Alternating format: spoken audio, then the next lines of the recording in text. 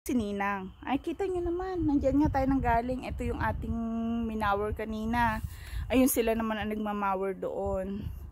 So, ayan. Ayan nga yung kapaligiran natin. So, nandun yung mga bakang nag-picnic doon, guys. So, ito pa rin yung mint na hawak ko.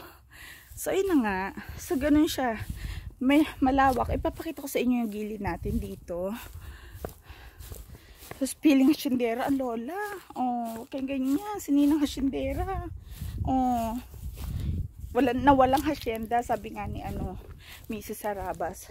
So side na to, meron tayong ayan no.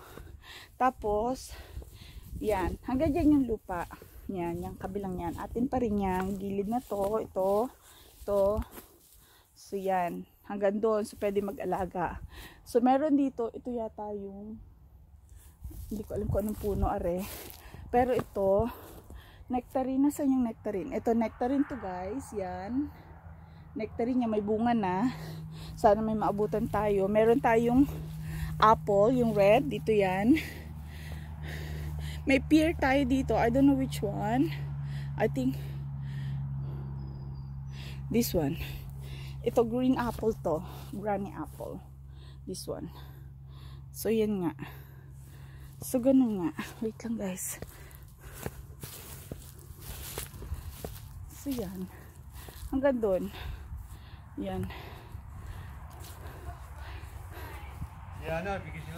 So, hindi daw cherry yun. Nakala ko nakakita ko ng cherry. So, ayan nga yung bahay dito. So, ayan. Tapos, yun na nga.